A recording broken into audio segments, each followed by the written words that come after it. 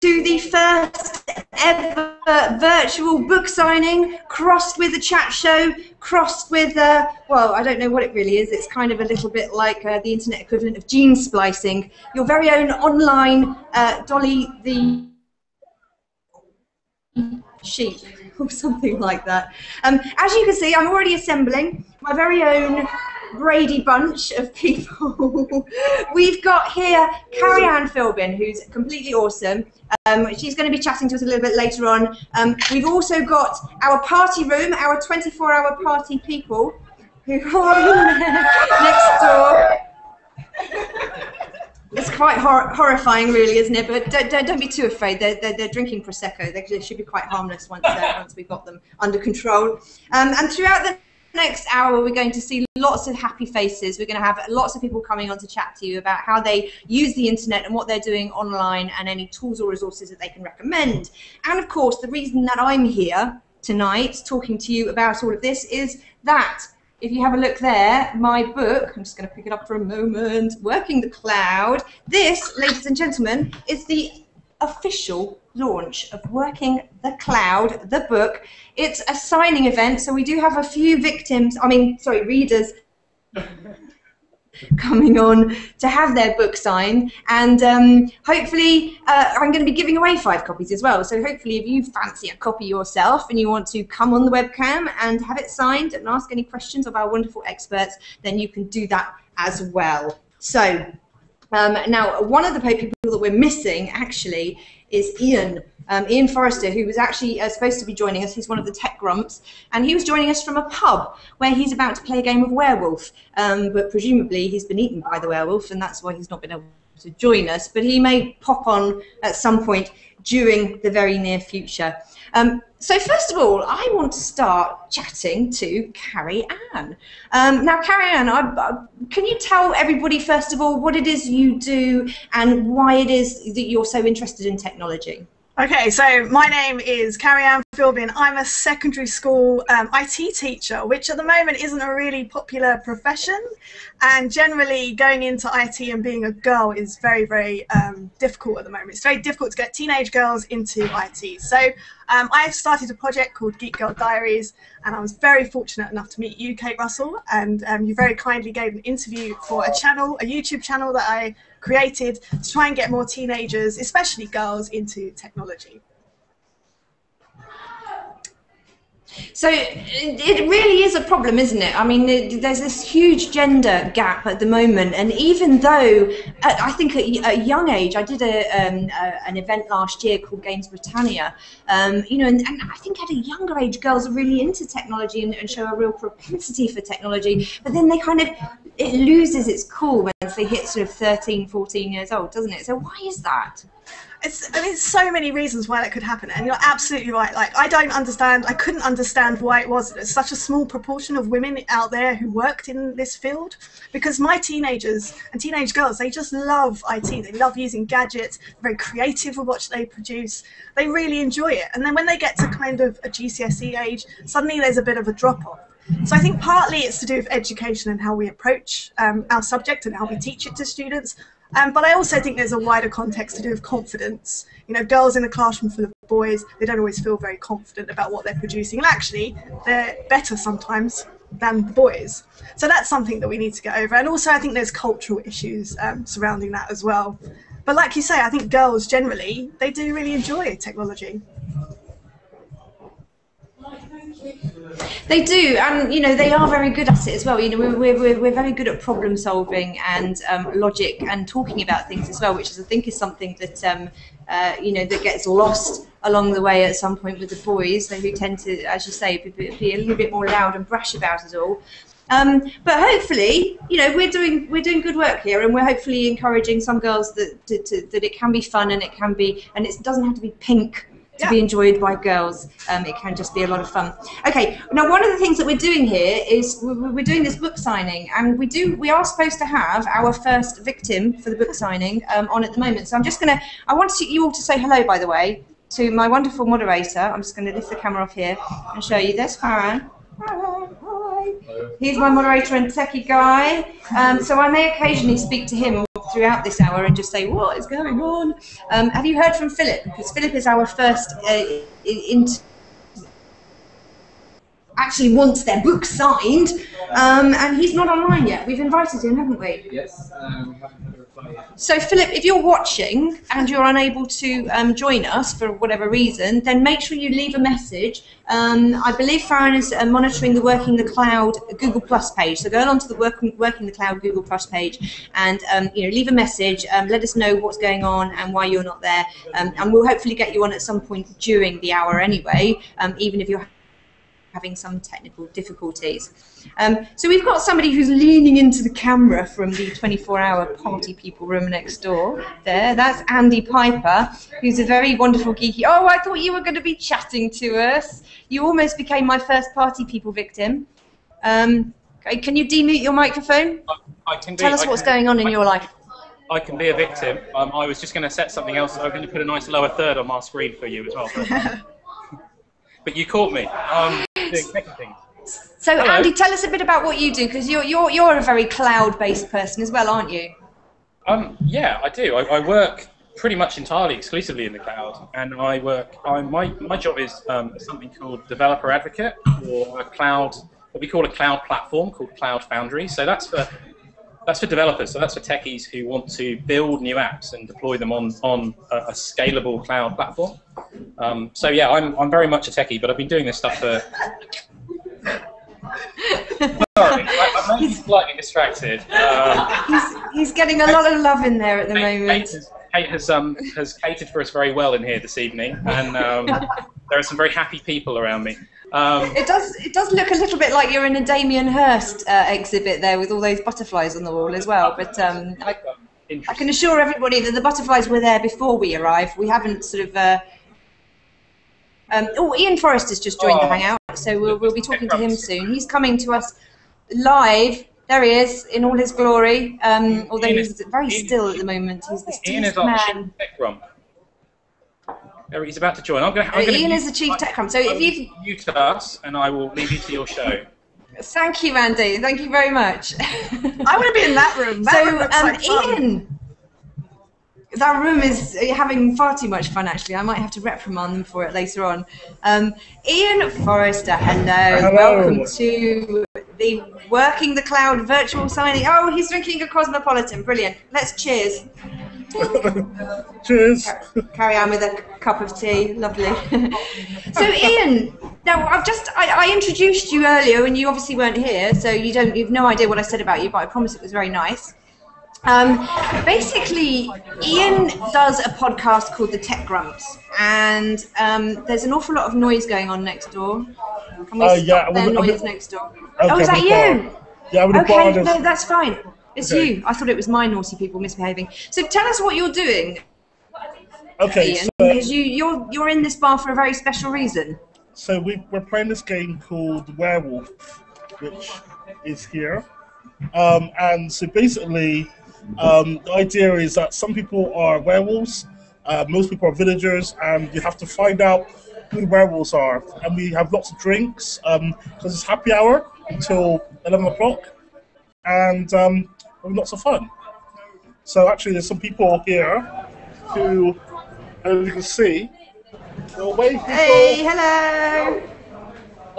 Brilliant.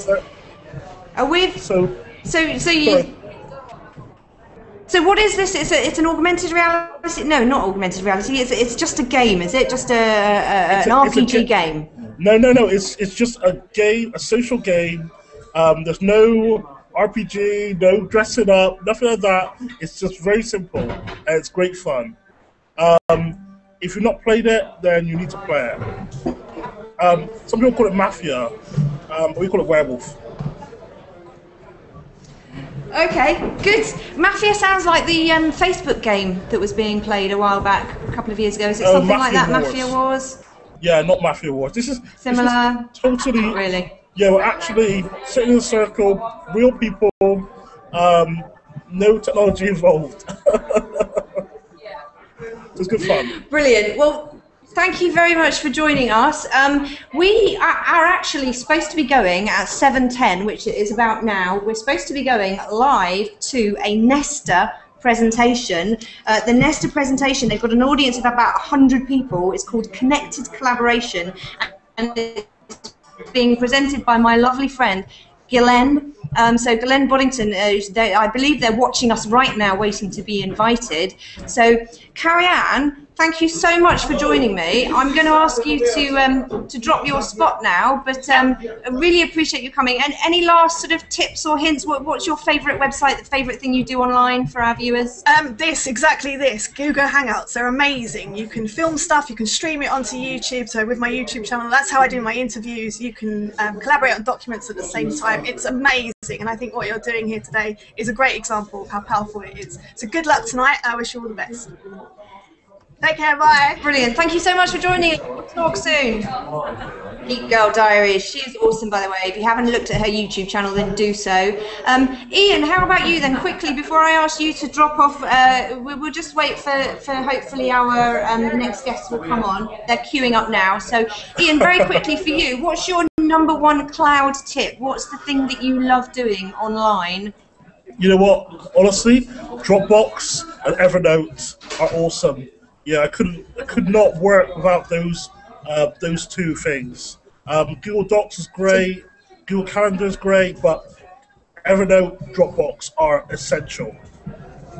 So you're basically information in the cloud guy. You like to have your access to your documents, your pictures, your information, wherever you happen to be.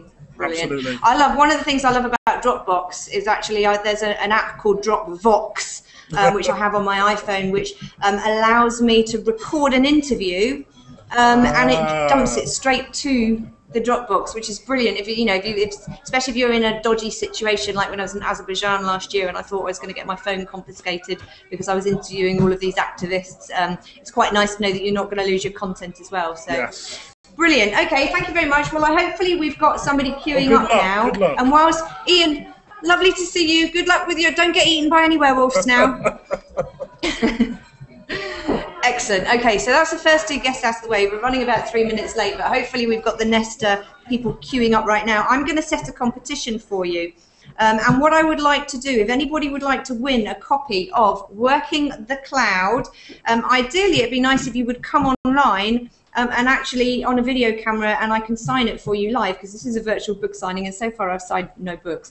But that's okay. But if you would like to win yourself a copy of Working the Cloud, our first giveaway is going to be, it's a website question. So our website, basically, I've also launched the website, workingthecloud.biz. It's launched this weekend. It's a companion website to the book, and it allows you to basically keep up with all the latest news and opinion pieces. I'll be posting lots of new reviews there of all the current stuff, as well as the book content.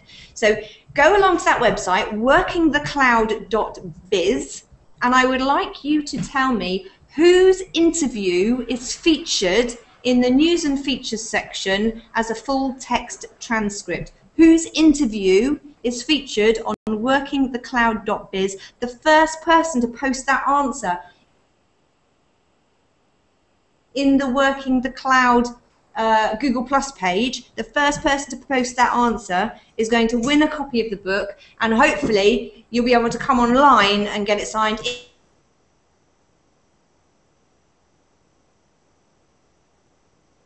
If not, you can just say online. We might have a Nesta event feeding to us. They're greyed out for me at the moment. And there they are. Hello, Nesta.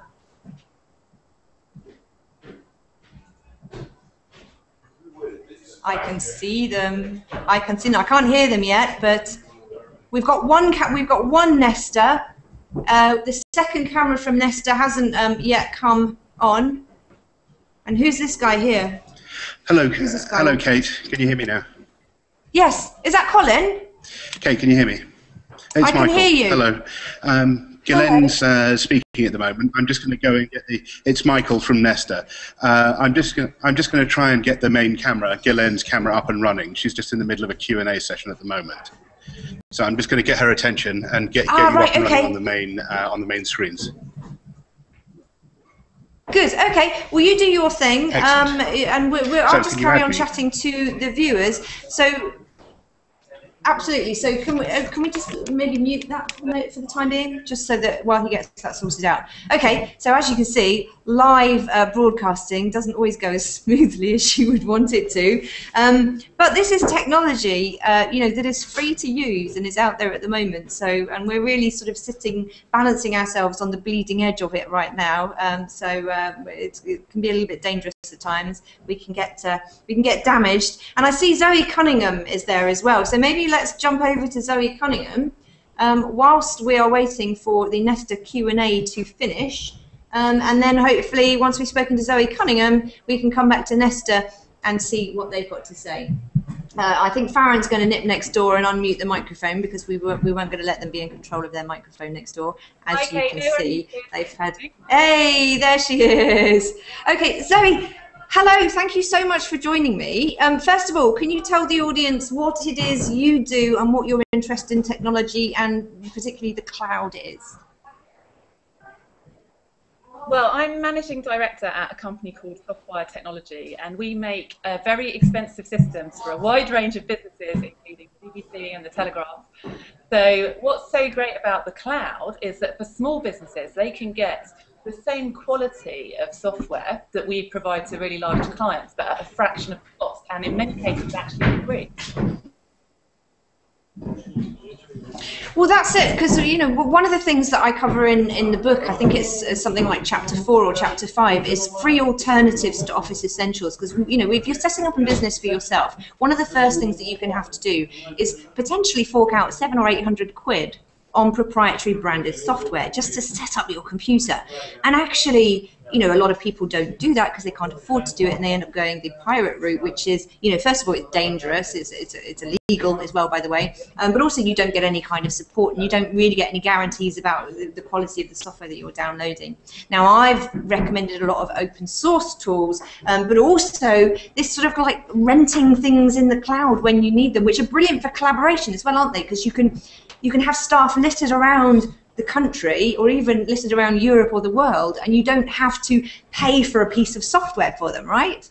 That's absolutely right. And what's so amazing, I mean, the phrase that people hear quite a lot is software as a service. So it's software where you don't have to buy the whole piece of software that might cost 6 figures. You're kind of paying for a tiny fraction of it. Or a lot of sites, they actually offer this software for free to kind of let you try it out and start using it and build up a business so you can pay them. So 2 really great examples of this are a site called MailChimp. So if you're starting a business and you want to send mail shots out to all of your users, MailChimp will allow you to import all of their emails and run a professional service to make sure you're not spamming people, to make sure you're not breaking the law on how you send out information. Another great site is Eventbrite, which if you're organising events as part of your business, it's actually free to use if you're not charging for a ticket. Yeah, it's brilliant. I mean, I'm using MailChimp for the website for workingthecloud.biz, and I want to do, a monthly newsletter of all the new content. So yeah, absolutely down with that. And it's called, sometimes they call it a freemium model, where you sort of you have a certain amount of services free, or services up to a certain volume of clients free, and then after that, you start paying for it. But by then you've figured out whether or not it's going to be useful to you. So I think this is a really valuable thing about cloud technology now, is it gives you that freedom not to have to pay up front and make a big commitment for something which actually might not work for you anyway, right? Yeah, absolutely. While you've got a bit of time, you were lamenting not signing any books. I thought maybe you could sign one for me.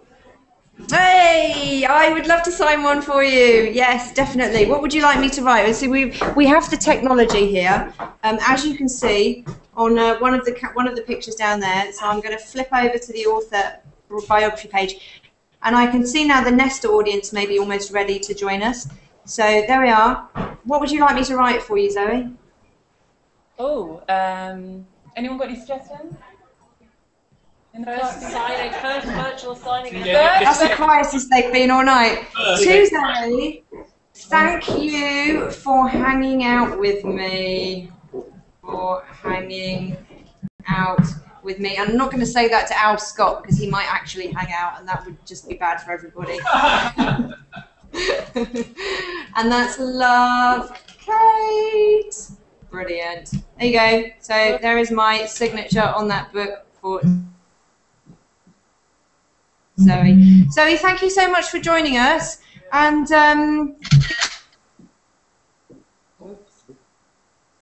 Okay. campaign. And don't forget to mute the microphone. Some kind of Eurovision Song Contest thing. I'm going to go live to Nesta now, and Ghislaine Boddington, who is standing at a podium. Are you muted? We can't hear you, Ghislaine, so I don't know if you're muted at your end, are you? Is she muted at our end? It's Michael's channel. Yeah, Michael's channel. I don't know if they can hear us. Can you hear us, Ghislaine? Wave if you can hear me. Do this if you can hear me. The magic of live broadcasting. They're all staring at the computer going, I don't know what's going on. Hello, can you hear us? I can hear you now. Hello, Ghislaine. How are you? I can see that you're not having any joy. I can hear you, yes. Hello, Kate. Hello, so you are at an event, Connected Collaboration with Nesta. How are you doing? Do you want to tell us what that event's about? Can you hear me? Yes, we are in a group environment and we're talking here. There's lots of people in the room. So I don't know if you can see some of the people around. There's about 80 people here. Hello, and we're talking about connectivity and collaboration process. Now, Ghislaine, you are a super duper, you are Mrs. Teleconference, Mrs. Telepresence. There is nothing that this lady doesn't know about connecting with people in a virtual space. And you did one of the most amazing creative projects that I've seen last year, which was your in the National Theatre, where you actually go into this virtual world. Yes, we've just been talking about it and showing some video, and Joseph Hyde, the artist, is here with us too. And that was a special teleconference space, telepresence, and using Connect, motion sensor Connect, to link up people from 4 different cities, from Paris, London, Istanbul, and Brussels, simultaneously. She's only in Old Street, by the way. It's crazy. I mean, the technology now that we have that allows us to connect. Yeah. You could have said that I was in New Zealand or something. I know. We could have got away with it.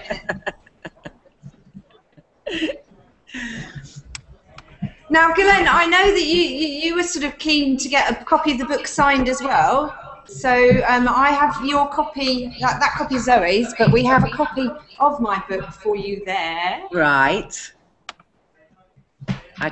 So I'm going to sign that for you now. What would you like me to write in it? Anything in particular? Why don't you write Connected Collaborations forever? Yeah, there you go. To Ghislaine, Connected. You lost it. Collaborations forever. Love, Kate. There you go. This is, I quite like the mix of old school with new school here, isn't it? Right. So we're going not in the least bit digital, that. But there's your copy. We'll get that off to you. Wonderful. Thank you.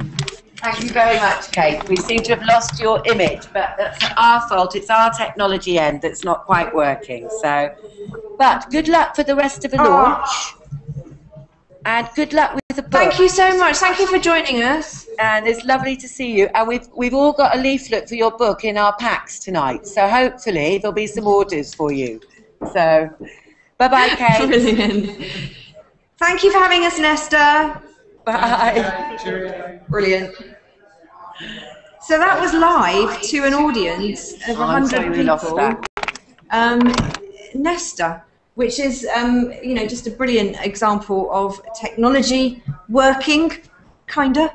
to bring people together. And who's that I see greyed out? David Eastman. So this is David, right? Okay. And where's our next book signing? Because we've lost Philip. Philip never made it on, but we should be looking soon to bring on. If you could bring on Hugo, because Hugo is waiting for his book signed as well. And I know Hugo. I've met Hugo before, and I know that he's keen to come on. So.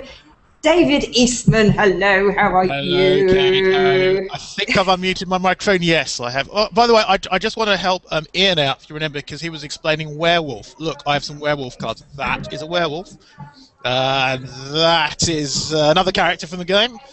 And where we got that is a villager. So that's what Ian is doing now. Sorry, no relationship to me or anything like that, but I thought I'd help you out there. As clear as mud. Yes, absolutely. So David is another one of our wonderful tech grumps, and I've been on their podcast in the past, and so I decided to insist that the favour was repaid, and he come and help me. Yeah. Reciprocated, exactly. Tell us a little bit about tech grumps. Why do you do tech grumps? Because you'd think it was people complaining about technology, but actually you don't really complain about technology, do you? Well, yes, we do, but I mean, it's not just complaining about technology. Yeah, I mean, the show was started off by people making sort of technical complaints about why don't they do this properly and why don't they do that properly. There are quite a few sort of technical shows. Ours ended up to be lots of people just sort of making jokes and so forth, but it was a lot more fun. You can see more serious shows about similar things. But yeah, so we covered quite a lot of things, including, you know, why doesn't this feature work on Linux or something like that, and then it just sort of spread out to a general, long-lasting, being generally rude about all sorts of things, especially Apple, especially Steve Jobs. We didn't like it before. So yeah, that was good, and yeah, sort of people came on and off, a bit like what's happening now, but over a periods of weeks, not minutes, and would come on and rant, and so we would let people rant, and that was what people like to rant about technology. Probably means they love it, but you know, ranting is good. Exactly. Well, ranting kind of denotes a passion, and I think if you have a passion for something, even if it's a negative passion, then that's a good thing, because at least you're caring about it and feeling about it. Now, as you know, I've written this book, Working the Cloud, and you know, it's a collection of everything that I've kind of collected over 10 years, all of these ideas and tips and tricks, and I hope that it's aimed at people actually who are complete beginners, but also to intermediates. So what I want to ask you is, what is your #1 cloud tip? Well, I'm going to give 2, because as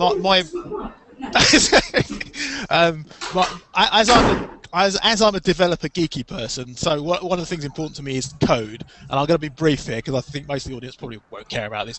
GitHub. Now you'll have heard of this, and this is where all us codey geeky people, we store all our open source code, and GitHub is very good for that because it's both social and it's actually useful. Comparing stuff, joining stuff, collaborating, wonderful. But something I find pretty useful these days is Lanyard, and that tells you about all the conferences and meetings that otherwise you probably wouldn't know about. And one of the simple things it does is it allows you to log in with Twitter, so it makes the assumption that most of the people on Twitter you have similar interests to, which is absolutely true. So, you know, if you know someone on Twitter and they're going to a conference, you think, well, actually, that might be of interest to me. Whereas other sites that do things like saying the people you know, you like their music, well, that's not true. I might do, but probably not. But I find Lanyard very good. So it combines sort of discovery, which is a very important thing of web services, about telling you things that are going to happen, and allows you to sort of join and tell people, oh, I'm going to turn up to that too. So it's a mix between search and search, collaboration, and discovery. Those are the sort of foundations of web services, and obviously the cloud as well.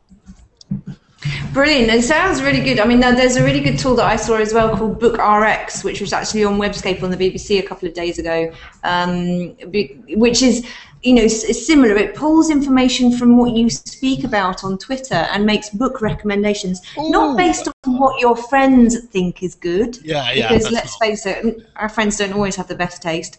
And that's not why we're friends with them. Cats. Yeah, exactly. Yeah, exactly.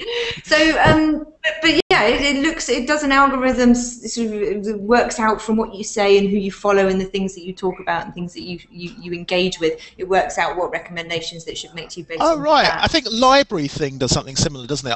That's an obviously book service. You go on, you say what books you like, and other people who have read the same books will suggest other books, and that ends up to be another. Again, it's a good sort of discovery service to find out what other books, sometimes by subject, sometimes by author, sometimes by topic that you're interested in. That's a very good. That's a neat little tool too. Excellent, good suggestions. Good suggestions. Okay, I can see Hugo may be waiting. Who I believe is our book signing. Who's waiting to come on? Hugo, hello. Can we hear you, Hugo? Are you muted, my dear?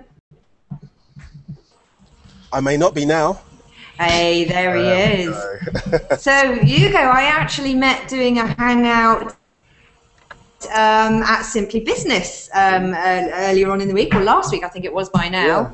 Yeah. So thank you so much for joining us. Tell us a little bit about who you are and what it is that you bring to the table. So my name is Hugo. I work for Simply Business as my day job. Kate was with us last week doing a hangout. And personally, I've been working on sort of a cloud-based virtual assistant, which I call Simon, spelled C-Y-M-A-N. It's kind of a dream I've had since, I guess, you watch something which is fictional, and I wanted to kind of bring it to life. So we have Iron Man, we have Tony Stark. He has a digital assistant called Jarvis, he's helpful, but he's also sarcastic. And I thought, I can do this. So I started doing it, and now it's an app. And now I spend a lot of time in it outside work. So yeah, so that's brilliant.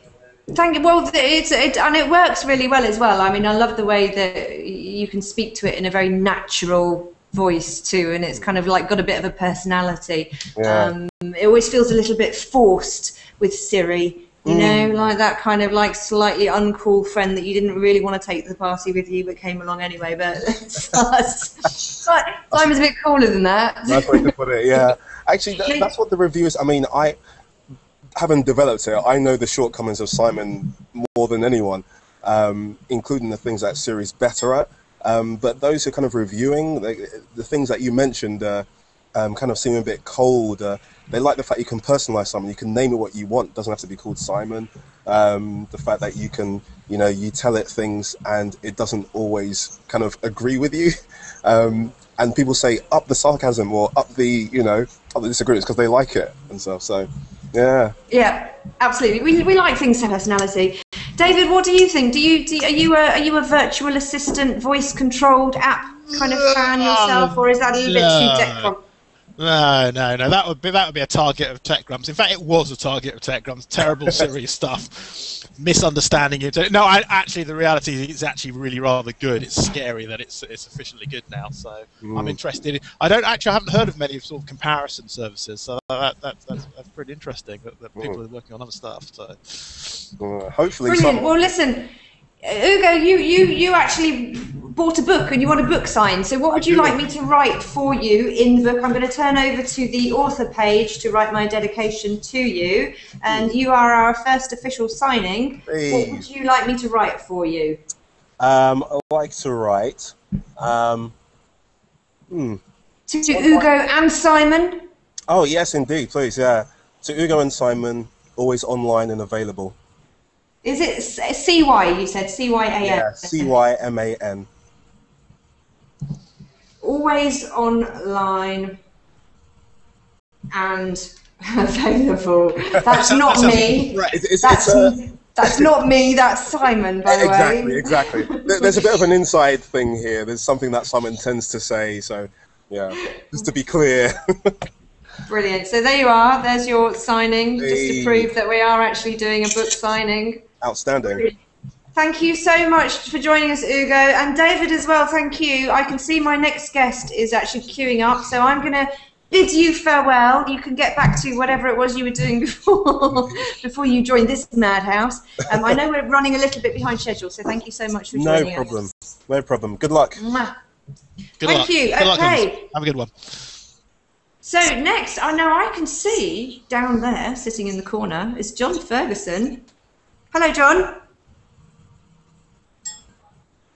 Have we got some volume on, John? Right, it's funny because they're always not there to begin with, audio-wise.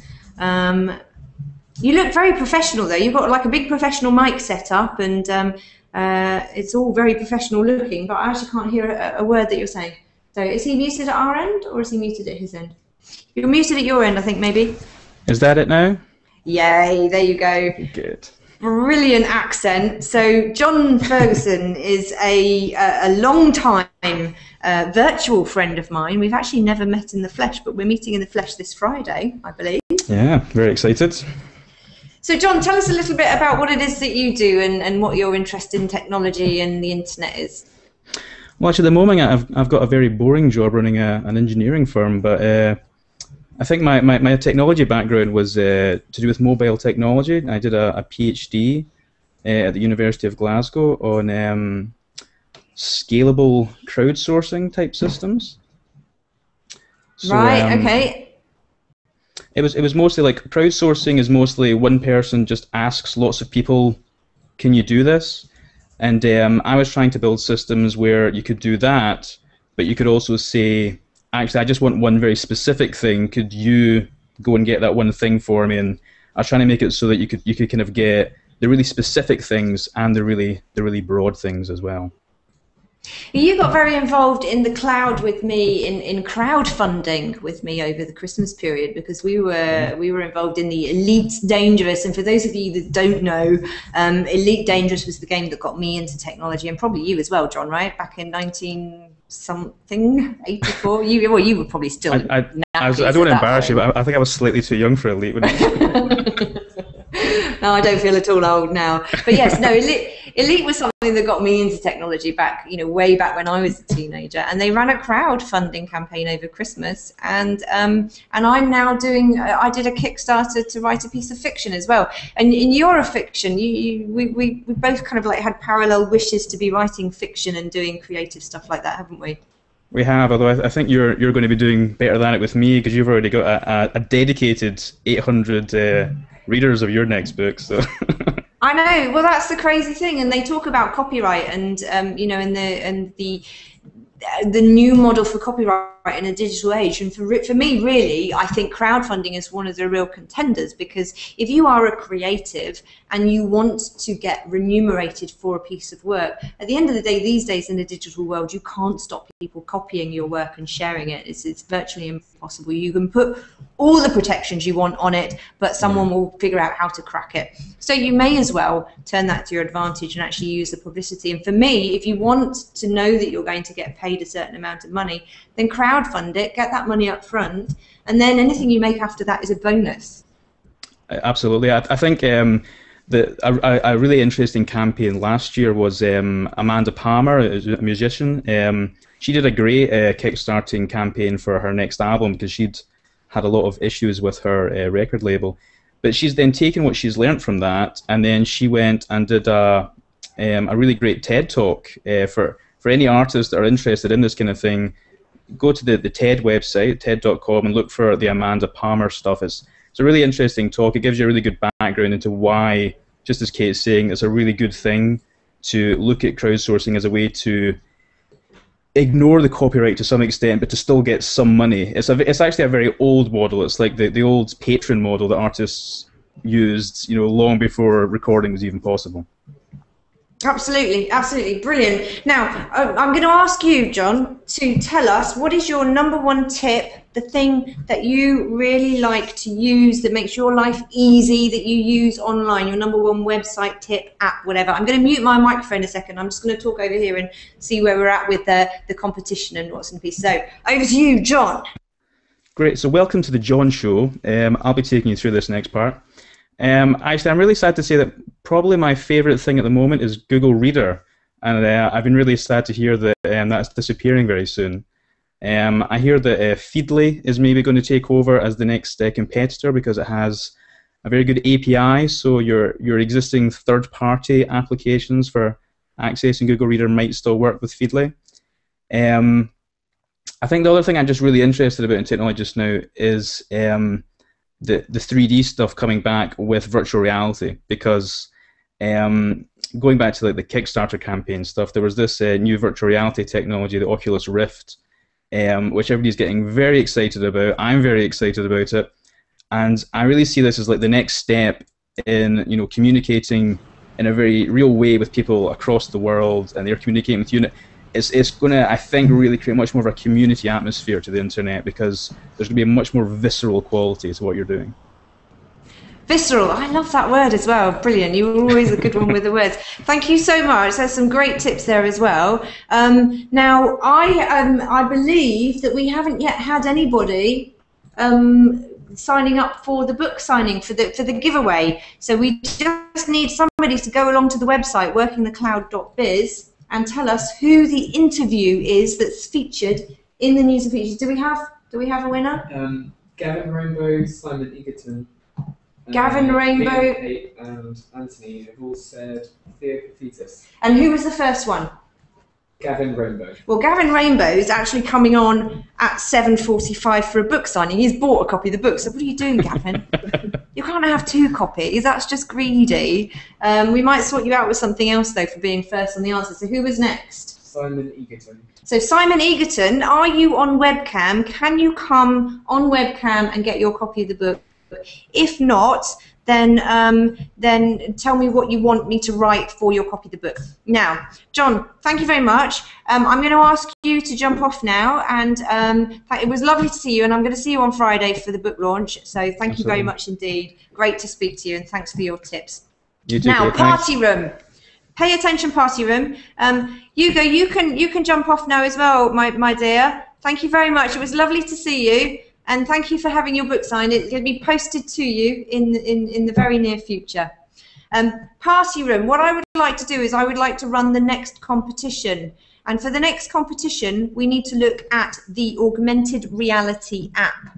Now, for this, we need to speak to Kate Mason. And Kate Mason is in the party room at the moment, the 24-hour party people. Now, I want to show you, if you haven't seen this already, what I've done is I've got, Aurasma have made a brilliant app for me, and I'm getting text messages from so Sue Black was going to come, but she couldn't make it here, and unfortunately, Sue, we don't have your email address here in order to invite you. So if you could text me your email address, Sue, then I will sort that out. But so the Aurasma app, basically what this does, and I'm going to show it to you now. Simon Egerton is our winner of the first competition. Now, I don't know if you can see this. You probably can't see it, but I have got an augmented reality.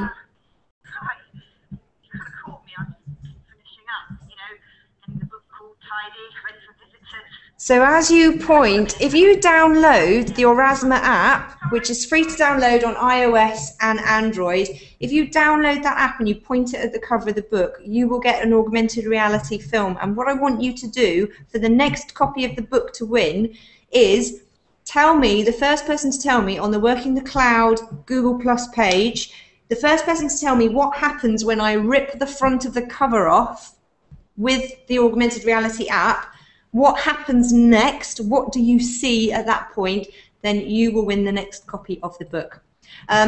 So we have our winner of our first copy of the book, Simon, I believe. Is it Simon?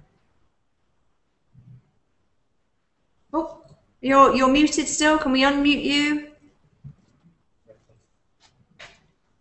And microphone spot at the top right-hand corner, maybe.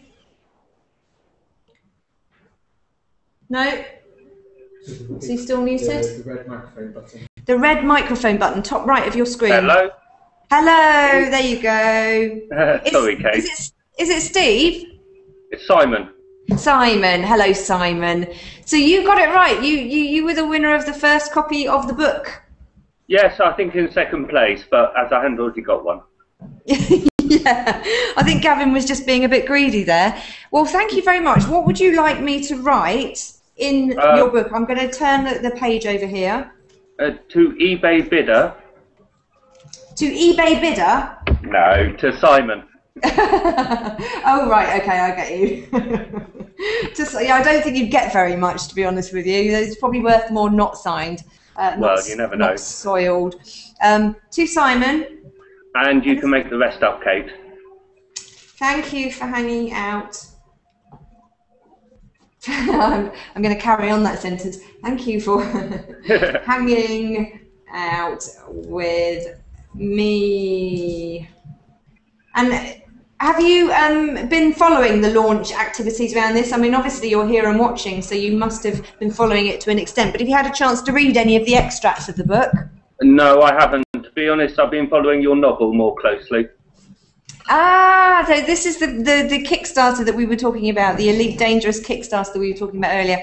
Well, there's your signed copy of the book there. You probably can't see it terribly well in this light, but that will be on its way to you. What we'll do, Simon, is we'll communicate via email. I'll do that on Friday probably now, because as you know, as you may know, I do BBC editing tomorrow. But I will consult with you to get your address somehow privately, and we'll send that off to you in the post. And thank you very much for taking part. It was really lovely to see you. Any sort of tips of websites that you love? Anything that you love doing online? Well, it's an old one, but the Intel Museum of Me that you showed a year or so ago is always worth a look. Still out there.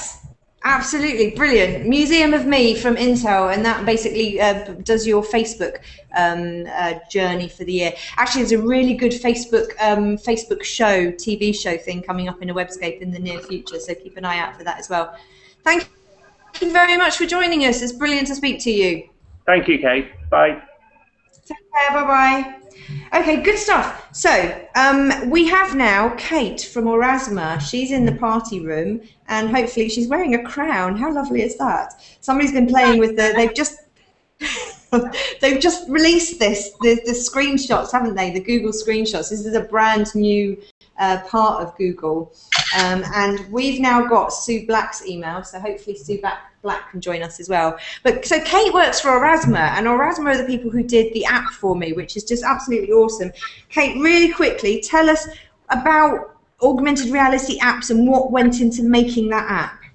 Hi Kate, how are you doing? All going well? Yeah, well, we're running a bit behind schedule, but... Not to worry. I thought the crown was quite like augmented reality, don't you reckon? So, yeah. So Kate and I sat down to talk about using the Orasma app to make a really cool augmented reality cover for the book. And as I'm sure everyone's downloaded the app to try it out and try and win that really cool competition will have found out, Kate starts off by trashing the book cover. And what we're doing with the augmented reality app is we use image recognition to recognize that you're holding your phone over the cover of Working the Cloud, and it then plays content based on what it sees.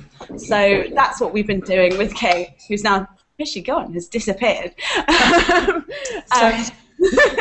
the crucial thing is that not only can you add cool video content, but you can also click through to perhaps tweet about what you've seen, or to even make a date in your diary to make sure you sit down and read the book, not just play around with it.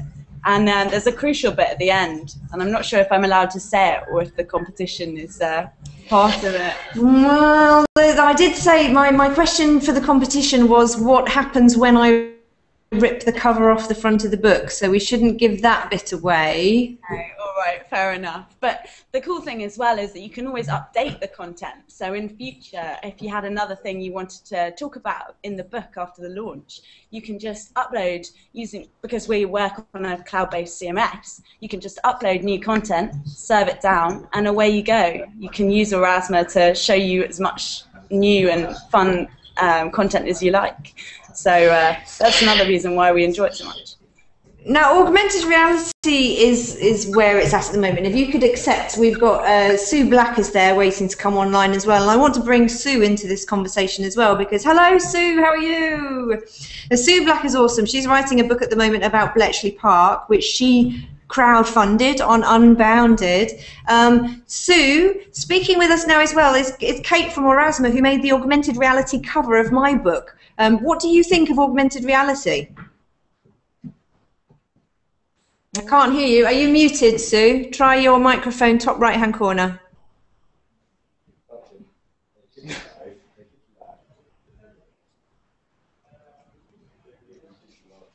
Not yet. Not yet.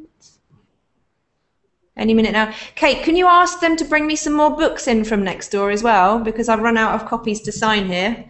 If somebody could bring me in a couple of copies of the book and maybe a top-up of my Prosecco, which is running a little bit low. Have we got you on audio yet, Sue? Kate, We've got no sound from you yet, Sue. Kate, this is elderflower cordial you've been serving us all night, right? Of course, yes. Sue, it's your red microphone. Does it need unclicking on the top right-hand corner? Above your image. Yeah. Hello, there you are. Yay! I couldn't find the right screen. Oh my goodness, I couldn't find the right screen. So I was in the middle of Thank you so much. Well, I know that you. Go on. Sorry, Sue. You're not too technical, are you, darling? Huh? I'm kidding. Sue's amazing. Sue's probably. Sue could out-geek every single person in this on the planet, pretty much. She's writing a book about Bletchley Park. Tell us about the book that you're writing, Sue, and what's going on with that.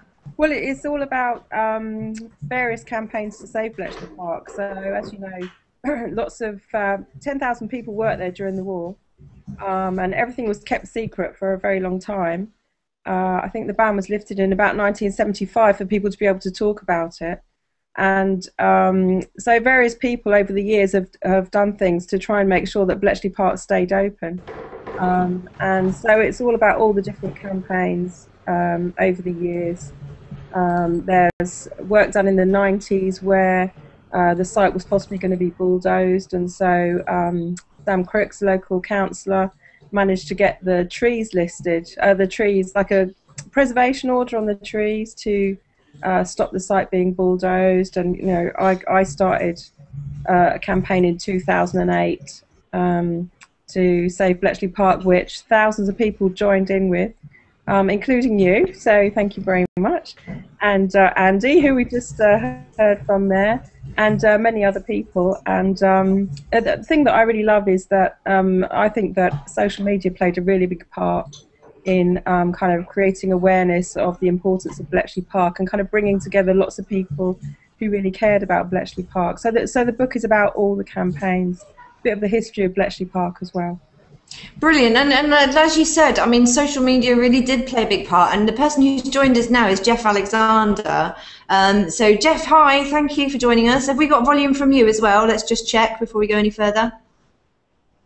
Check your microphone is not muted to the top right-hand corner of the screen. That's what's been tripping everybody up. I think you arrived muted for some reason. Yeah, due to the number of participants on the call, I think that's what it said. Perfect. Thank you so much. So we've got Jeff Alexander, we've got Kate from Orasma, who made the augmented reality cover of my book.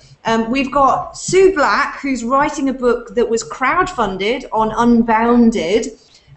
Jeff, tell us just briefly what is it that you do, and you're really a very socially connected person as well. Yeah, I try to be. Essentially, I'm a digital consultant, and I specialise in search, social, and Google advertising. And we met on Twitter after exchanging a few tweets and retweets and so on, and so I'm quite pleased to be here, so thanks for the invite. And what I promised to do is improve companies, local companies I do a lot of work with, improve their performance by 20% or their money back. So some people for that reason have called me the Black Belt Digital Consultant for some reason. Don't know why. Brilliant. There's not many things you get a money-back guarantee from these days, but you know, that's one of the interesting things I think about crowdfunding, Sue, and maybe you'll agree with me because we've both had crowdfunding experiences recently, and you know, you are asking people to kind of put it out there and say, yes, I'm prepared to support you, just on the basis that you say you can deliver something. And it's kind of a big leap, isn't it? What do you think about that, any of you guys? Yeah, absolutely. I mean, it's quite scary, right? Because you don't know if it's going to be successful. So what if you put it out there and no one's interested and then you look like a fool, right? So that could happen. Luckily, what happened was that my book became the fastest crowdfunded book ever. So it was crowdfunded in just 5 days. And actually, it's funny because a lot of it was from people on Twitter or people through social media, kind of promoting the book and kind of helping me to raise interest. I mean, and I suppose because so many people have been involved over the last few years, you know, there's kind of like almost a captive audience, I suppose, of people who are definitely interested in the area because, you know, they all played a part in making it happen, really. So, but yeah, 5 days, it was just incredible. I still can't believe that happened. I really can't. Crazy. And Kate, I mean, you know, I guess you guys have real experience with it in terms of the whole viral aspect of these kinds of projects, because for you, you know, you create something that exists in a virtual world, and unless people find out about it, you pretty much wasted your time, right? Because they can't walk up to a building and see it there. They've got to know that it exists. And I guess probably social media and viral sharing is one of the key ways that story can get out to people, right? Yeah, absolutely. One of the, actually, can you hear me okay? It's quite Larry in the party room, I'm afraid. But yeah, one of the crucial things that we really find is that when you've got lots of people, like you've been so active about tweeting, about downloading the app, making sure that people know how to use this technology that you're really pushing. That's the crucial thing about getting people to interact with it. And I think you're absolutely right about the power of viral marketing. I mean, if people see a video online or engage with something, like in the case of crowdfunding Sue's book, you know, it's really important because it means that they have a stake in it and they have a reason why they want to interact with it. And I think that's been used really, really well in all of these examples that we're talking about. Brilliant. Well, listen, Kate, I'm going to ask you to mute your microphone and move away from the computer now. Thank you so much.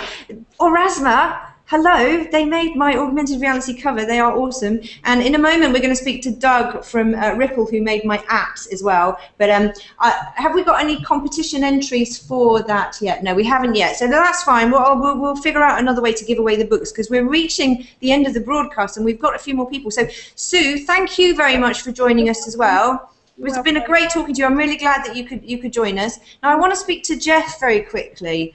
Who have we got queuing up here as well? We've got Rosie and Gavin. Okay, so Gavin is a book signing, and oh, okay, I can see. Oh, the magic of technology. And Rosie Campbell, who's awesome. She's got the most awesome hair as well. Actually, we should have had Sue Black and Rosie side by side because they're sort of like a matching set there with their red hair. But so Jeff, you really are. You're what I would call a power networker. And one of the things that frustrates me about social media is that people believe that it's all about numbers, but it's not about numbers. It's about engagement, and it's about you know, sort of getting people to interact with you and actually listen to what you're saying. But if you can get that right, and this is one of the things I talk about in my book, if you can get that right, then you can have a really powerfully strong marketing campaign as a small business and compete with the big multinational brands, but without anywhere near their marketing spend. How do you go about making sure that you've got quality followers and not just numbers of followers? Yeah, that's a very good question, and it's a question that's come up quite a few times before. You still there? Mm-hmm. Okay. And I think the key thing is to get a good balance. One of the things that you can do is target the key movers and shakers, if you like, in your industry sector. You can engage with them, you can engage with their followers, you can follow them and their followers as well as looking at trends and the subject areas that you specialize in. Just focus around those as keywords, and those will usually bring up the key people, the key influencers for those areas. So it is a fine line, because at the same time you want to follow people back and not be, well, a lot of the time you want to follow people back and not be too rude about it. But at the same time, you know, you do get a lot of noise if you follow everyone back. So it's about balance, isn't it? Well, this is it as well. I mean, one of the things that I'm really keen on too is making sure that I use Twitter in both directions. It's a way to talk to people about the work that I'm doing, but also I use it as a really, really useful research tool, because I get curated content coming to me down the line. And if I follow too many people, that becomes really unmanageable. So people will often say to me, how do I get you to follow me? Well, the answer to that is you tweet stuff that I want to read, and then I will follow you. So got it. Brilliant. Listen, Jeff, thank you so much. I really appreciate you joining me and talking about the stuff that, and I'm going to see you on Friday anyway, aren't I? I shall see you on Friday, yeah. Excellent, brilliant. I'm meeting all these sort of Twitter people who I'm going to have to go and sort of touch them and see if they're really real. But let's bring on a few more of these people now. Belinda Palmer and Rosie, I know, so we got two brilliant geeky girls here, and let's bring on Gavin Rainbow as well, because Gavin Rainbow is our third and final book signing. He's been very patient tonight. He has... Hi. So, and who else have we got? We've got Ugo as well. Yes, Belinda, hello! So Belinda is... Hello! She is Mrs. Geek Girl. So tell us about your work, Belinda. Tell us what it is that you're about, and what it is you love about the internet. Well, sorry about the quality of this. I was just using my Microsoft Surface, and it said Google Plus doesn't support Windows 8. So I've had a technology fail this evening. Well, that's something that we get used to when we work with technology. I think if nothing else, it makes you be fleet of foot in solving problems. We had all 3 laptops for tonight's event turn up without any web cameras. So there you go. I know, and it's always when I'm doing a presentation and the technology goes wrong, and then everyone's women in technology. It's always the way. Anyway, how's it all going? It looks like it's going brilliantly. It is. We're running over a little bit, I'm afraid, because I thought that I would try and get as much as possible in, and I've got way too much in, actually. But I want you to tell me really quickly what it is. Tell us about your work and what it is that you're doing, because you're doing some really interesting stuff with schools and education at the moment, aren't you?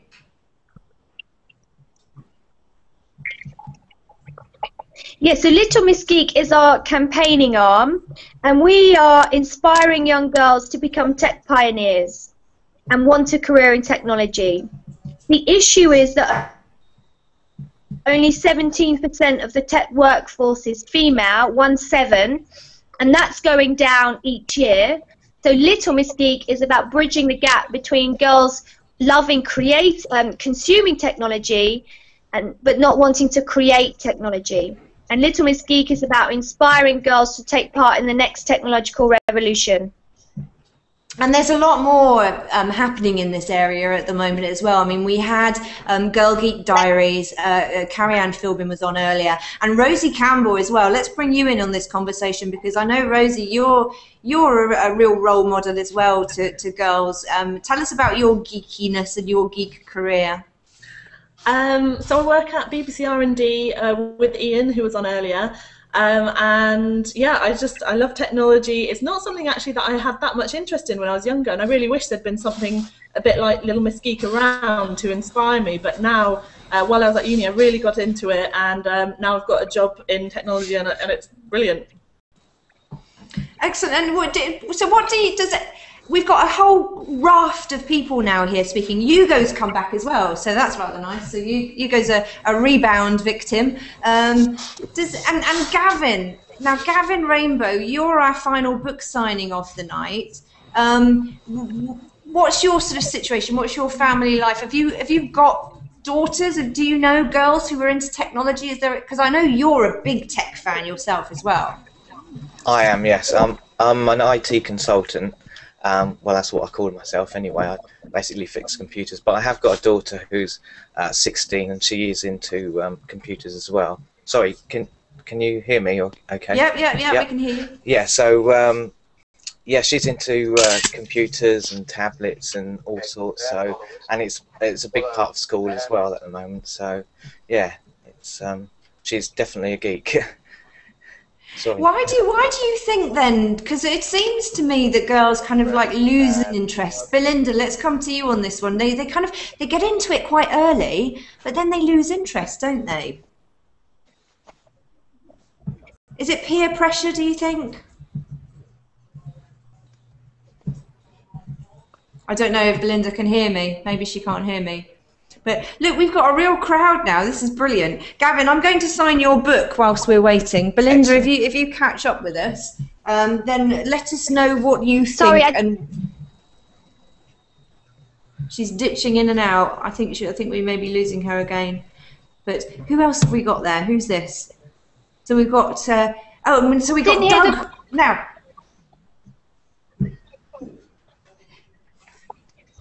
Yeah, I was asking why you think it is that because I can't hear you. Sorry, I can hear you now. Sorry, what was the question, Kate? Girls are into technology earlier on, but then they kind of lose interest a little bit. Do you think it's because of peer pressure and it becomes uncool? Because this is what I've heard.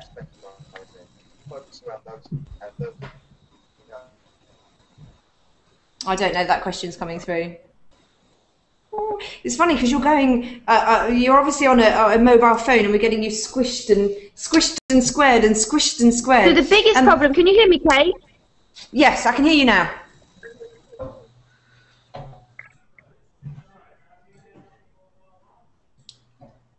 Okay, so the biggest problem is the image problem. So young women and girls think that who can't get girlfriends and they're going to be isolated in a room all day. And that's really the biggest issue that we're facing, is how do we overcome that image problem? And what we do is try and bring inspirational women and men, like all the people you've got here, into the classroom. Brilliant. And now we've got Claire Benson as well, who, let's bring Claire Benson in, because Claire Benson, everybody, is a fire scientist, Hello. Which is just the coolest job title in the world. Oh, I've heard so we've now got a a line-up here. Let's count it. We've got a line-up here. We've got 1, 2, 3, 4 geeky ladies, and 1, 2, 3 geeky boys, and a book. So there you go. I kind of like those odds. And the book was written by a girl as well, so that's kind of cool.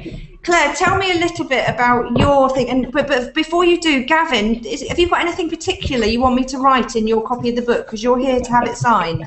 I can't think of anything at the moment. Shall I just make something up, and yeah, I'll do it whilst Claire... Yeah.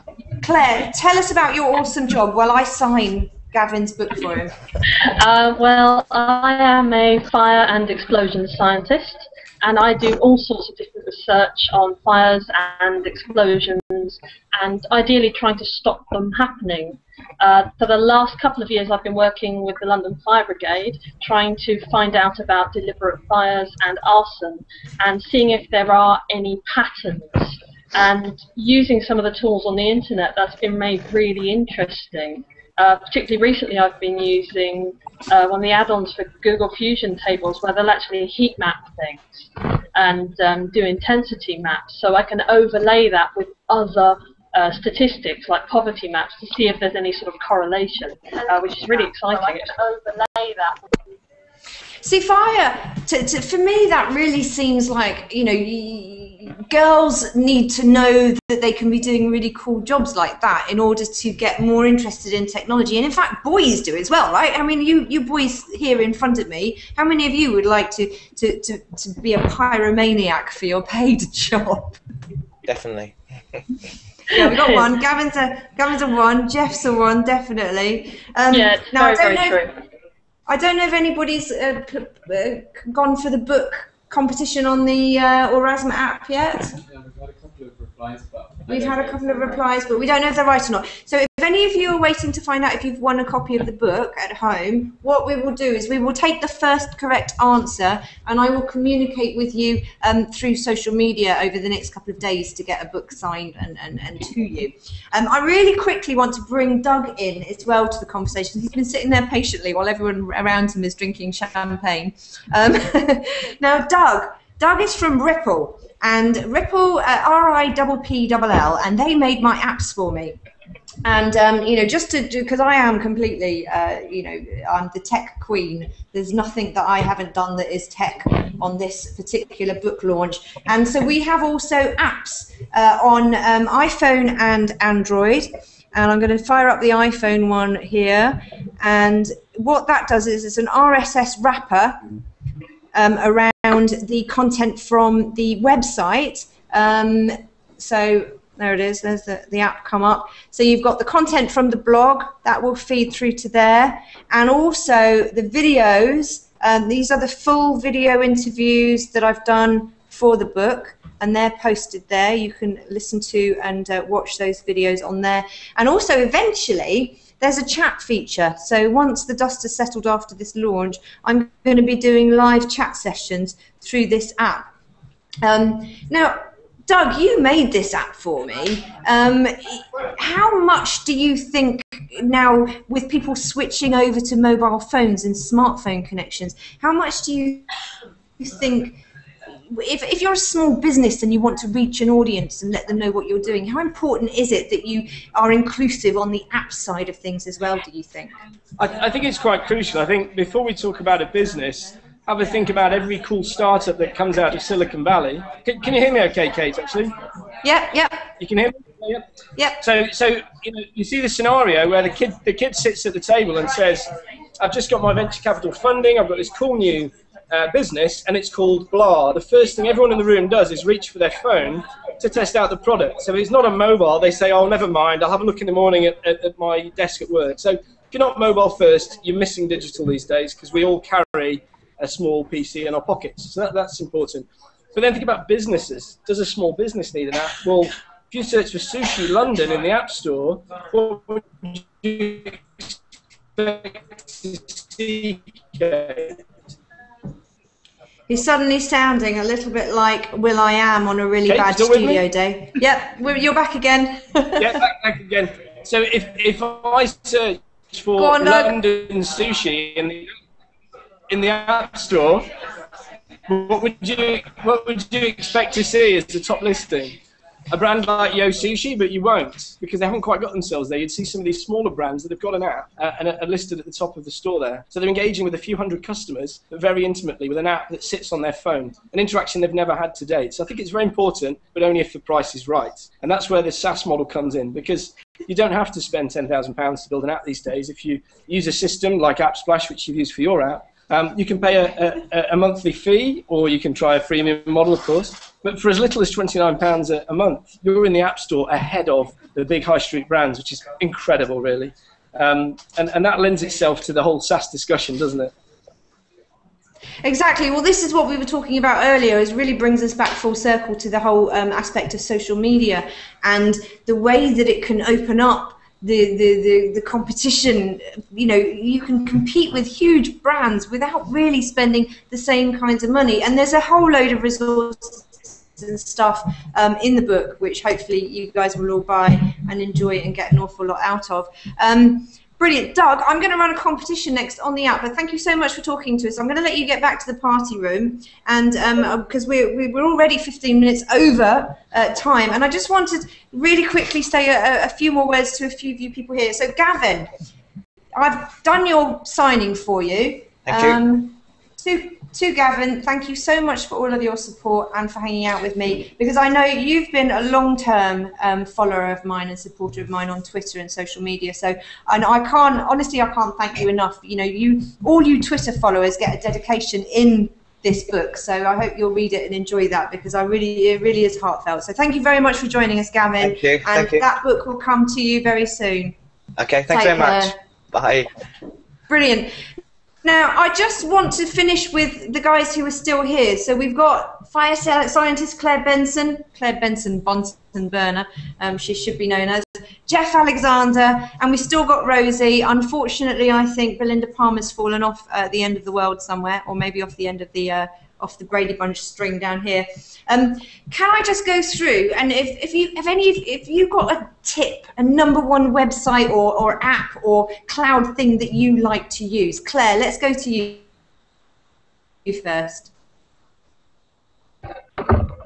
I'm going to have to be really obvious and go with Twitter, actually.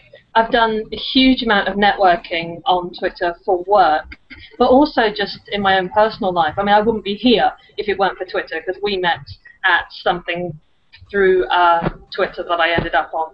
So it's a great way to explore people with similar interests, and a great way to explore work interests as well. I think a lot of people see it as a personal tool and not a professional one. Yeah, absolutely. I mean, I couldn't agree with you more. It's really a two-way street, and I'm always saying that your Twitter experience is only really as good as the people that you're following. So I follow some pretty awesome people, of which you are one. So thank you very much for making my Twitter experience so good.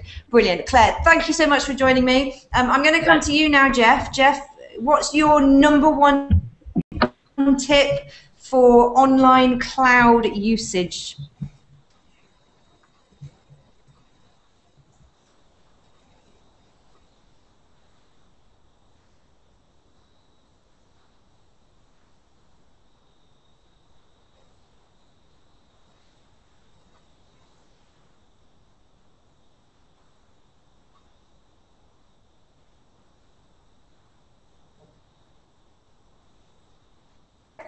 So apparently, no, I'm frozen. Is it unmuted? So I don't know if you can hear me, but I can't see. I don't know if you can hear me. Oh, sorry.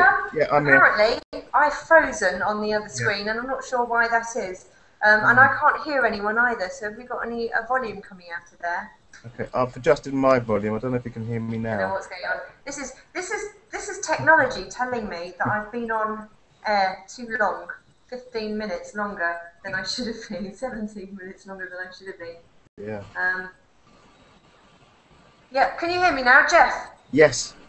Did you tell me wonderfully what was your favourite cloud app or service already? Yeah, this will give me a chance to be briefer because I was rambling a bit. There's a site called Odesk, which is a great source of finding good people. You have to do your due diligence, of course, to help out with the operations and the VA, the virtual assistant type positions as well. And I've been spending a lot of time with that. That's really key for me right now. So that's probably a good one to add as something different.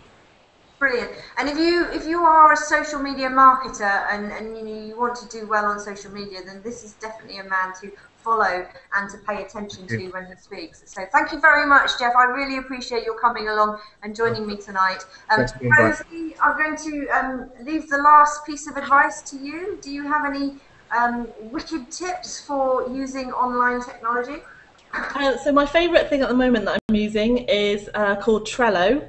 And it's everything you ever wanted from a to-do list website or app, and it's just really simple to use. Anyone can use it. You can put things as different colours, you can drag and drop all over the place, and I don't know about you, but for me, I'm much more productive if I have fun little things that I can tick off and move over to a done column, and then I feel much better about myself. So yeah, that's my one recommendation for project management and being more productive.